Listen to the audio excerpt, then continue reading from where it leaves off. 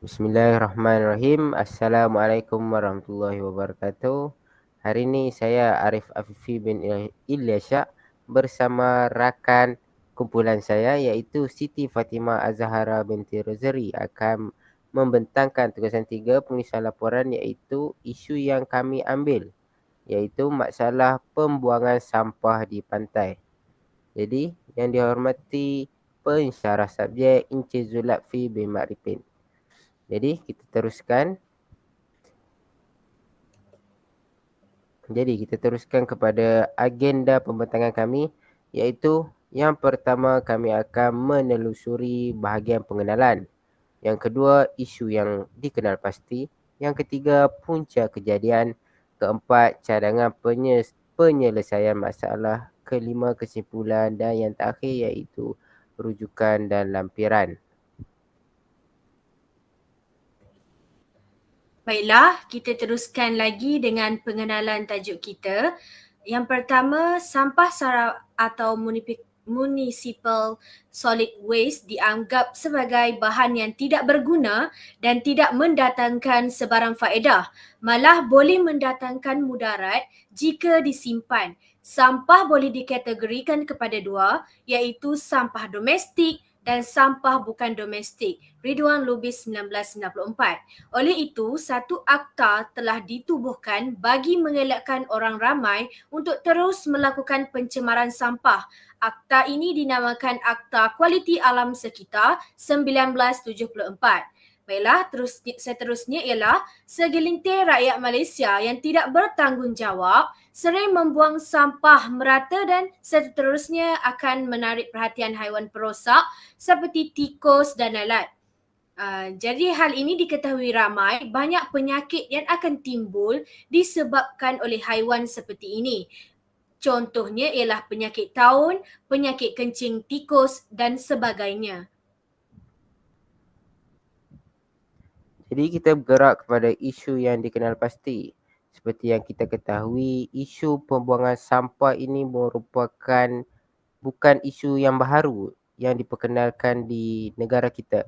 Jadi dengan isu yang telah lama berlaku di negara kita ni telah hasil kajian yang dilakukan oleh Kementerian Perumahan dan Kerajaan Tempatan, iaitu mereka mengatakan kira-kira terdapat 15 juta kilogram sampah sehari yang dihasilkan di dalam negara ini.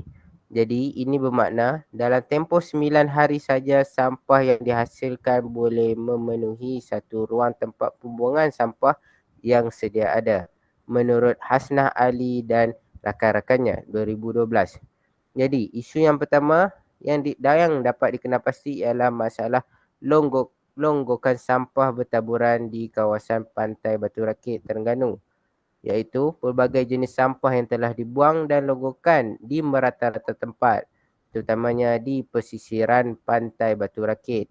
Jadi, sikap ini menyebabkan tapak pembuangan sampah bertaburan di luar tong sampah dan menjadi lebih teruk ialah ruang ataupun luar tong sampah itu dibiarkan begitu saja. Jadi, ini merupakan sikap yang tidak baik. Yang kedua ialah isu yang dapat dikenal pasti ialah menjejaskan pemandangan dan membahayakan pengguna jalan raya. Jadi, apabila longgokan sampah ini berleluasa ataupun lambakan longgokan sampah menyebabkan mengganggu kawasan pengguna jalan raya dan membahayakan pengguna jalan raya.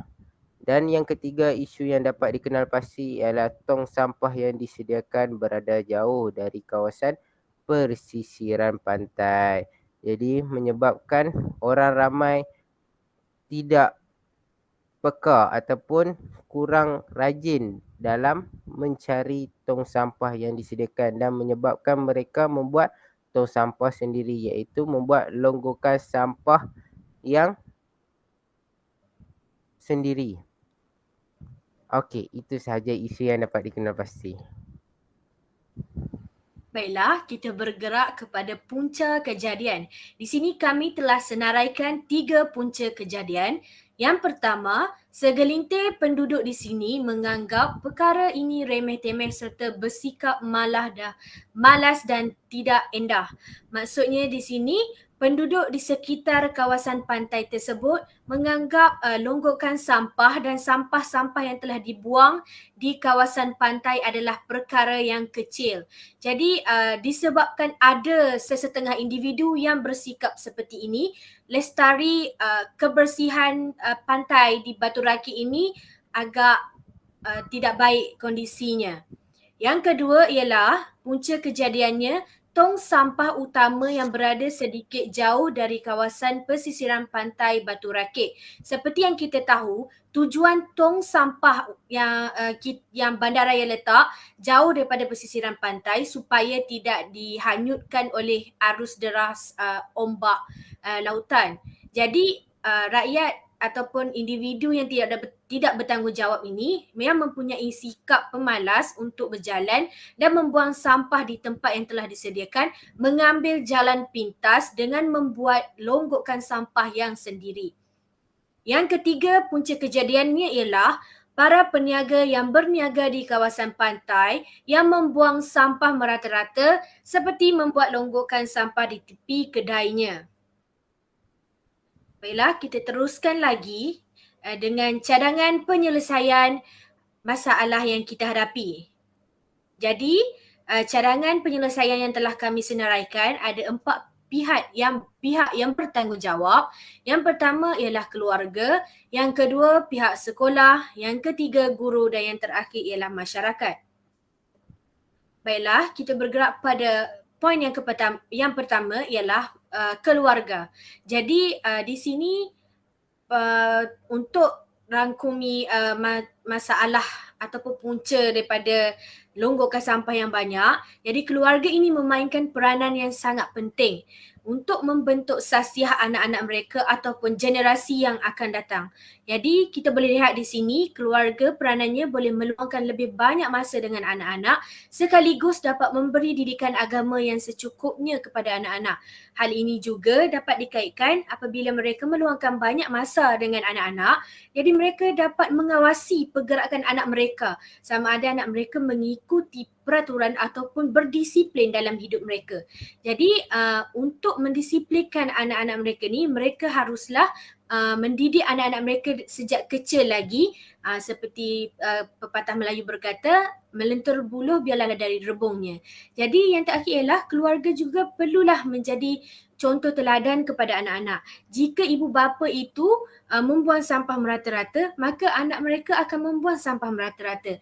Jika ibu bapa mereka menunjukkan contoh yang baik, iaitu tidak membuang sampah dengan merata-rata, jadi anak mereka juga akan mengikuti sikap yang positif tersebut. Okey, seterusnya kita bergerak kepada pihak sekolah.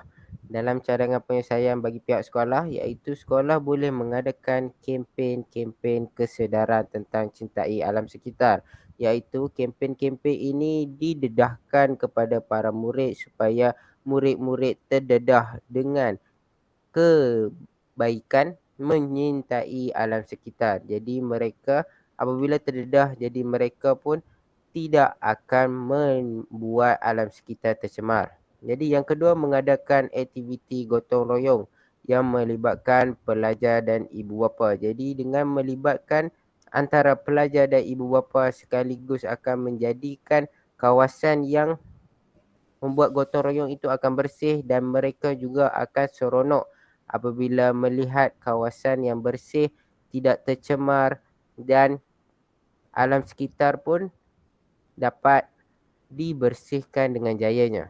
Jadi mereka pun akan mendidik anak-anak murid mereka ataupun anak mereka dalam membuat alam sekitar menjadi lebih bersih. Jadi seterusnya, Baiklah, kita bergerak kepada peranan guru. Yang pertama ialah mengajar murid tentang kepentingan mengamalkan nilai kebersihan dalam hidup. Bila kita adanya nilai kebersihan dalam hidup, sekaligus akan membawa kepada disiplin diri untuk menjaga kebersihan di sekeliling kita, kebersihan alam sekitar, kebersihan diri, kebersihan yang menyebabkan diri kita lebih berdisiplin. Jadi kalau sesetengah guru itu menasihati murid-murid mereka supaya menjaga nilai ataupun menerapkan nilai kebersihan dalam diri, maka sekaligus akan merangkumi seluruh sikap mereka tu untuk lebih berdisiplin menjaga kebersihan alam sekitar maupun diri sendiri. Yang kedua ialah menitik beratkan aspek kebersihan di dalam kelas dan di kawasan sekolah. Jadi poin yang kedua ini lebih menerapkan kebersihan ataupun menerapkan awal-awal disiplin mereka di sekolah terlebih dahulu. Bila mereka menjaga kawasan sekolah, kawasan kelas mereka yang menuntut ilmu, sekaligus mereka akan berasa bersalah untuk membuat kekotoran di luar sekolah mereka kerana mereka akan merasa sayang dan menghargai alam sekitar. Baiklah, yang ketiga ialah pendidikan moral dan pendidikan agama Islam perlu diajar oleh guru-guru dengan pengisian aktiviti pembelajaran yang menarik. Jadi di sini peranan guru ialah mendidik ataupun mengajar murid itu tentang sesuatu perkara menjaga alam sekitar kita, lestari alam sekitar kita ini dengan pengisian aktiviti-aktiviti yang sangat menarik. Contohnya guru-guru tersebut boleh membuat pameran-pameran keindahan alam sekitar ataupun membuat kempen-kempen seperti melukis poster apabila laut tercemar ataupun melukis pemandangan lestari yang sangat indah. Jadi dengan adanya aktiviti ataupun pengisian pembelajaran yang menarik tersebut, murid-murid dapat lebih memahami bagaimana cara untuk menjaga lestari alam sekitar kita. Baiklah, yang keempat saya beri kepada Arif Afifi untuk menerangkan poin yang terakhir ini.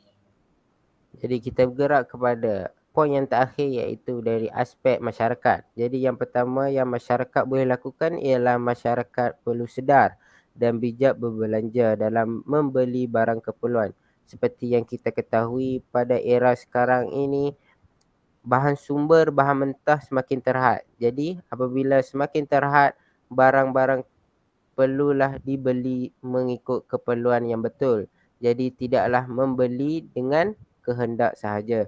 Jadi apabila mereka bijak berbelanja akan dapat mengurangkan pembaziran dan sisa pembuangan sampah dalam masyarakat kita, iaitu apabila membeli barang keperluan akan kurangnya barang-barang yang pakai buang, iaitu memakai barangan tersebut hanya 2-3 kali dan perlu dibuang. Jadi apabila kita bijak berbelanja, perkara tersebut dapat dihindarkan. Jadi yang kedua ialah masyarakat membantu agensi pengurusan sampah, iaitu dengan mengikut jadual pihak berkuasa tempatan, iaitu PBT. Jadi apabila masyarakat membantu agensi pengurusan sampah ini akan menyelaraskan jadual antara PBT dengan pengurusan sampah masyarakat di kawasan tersebut. Jadi menyebabkan kawasan komuniti tersebut akan lebih bersih dan menyebabkan alam sekitar dapat dijaga dan memupuk semangat kecintaan alam sekitar. Jadi seterusnya. Baiklah, kesimpulan daripada tajuk ataupun laporan tentang pembuangan sampah di pantai, masalah sikap segelintir masyarakat yang sering membuang sampah di rata-rata tempat perlulah ditangani dengan segera, dan usaha ini memerlukan kerjasama bukan hanya dari pihak kerajaan tetapi juga memerlukan kerjasama daripada semua pihak. Jadi seandainya masalah ini dibiarkan dan tidak ditangani dengan segera, kitalah manusia yang akan menerima kesannya di kemudian hari. Okey, kita bergerak kepada rujukan. Jadi ini merupakan sedikit sebanyak rujukan yang telah kami rujuk daripada hasil laporan yang telah disediakan. Jadi seterusnya. Jadi ini juga rujukan yang kami ambil. Okey, seterusnya kita bergerak kepada lampiran. Jadi gambar pertama menunjukkan gambar pembuangan sampah di pesisiran pantai Batu Rakit. Jadi ini merupakan gambar yang telah kami ambil dan berjaya kami ambil. Okey, seterusnya kita bergerak kepada gambar yang kedua, iaitu pembuangan sampah di merata-rata. Jadi ini juga di pesisiran pantai, iaitu kita menunjukkan bahawa tong sampah yang berada jauh dengan kawasan komuniti masyarakat. Jadi membuatkan mereka membuang sampah merata-rata. Di situ juga ada sampah yang terdekat dengan tong sampah. Jadi mereka juga malas untuk membuang dalam tong sampah. Jadi kita bergerak kepada gambar yang terakhir, iaitu gambar yang ketiga, iaitu pembuangan sampah di merata-rata yang menyebabkan menghalang lalu lintas pengguna jalan raya. Jadi ini menyebabkan berbahaya kepada pengguna lalu lintas. Jadi ini merupakan gambar yang kami ambil di persekitaran Batu Rakit, yang berjaya kami ambil lah. Okey, seterusnya. Sekian, terima kasih. Jadi kami akhiri pembentangan kami dengan Assalamualaikum warahmatullahi wabarakatuh.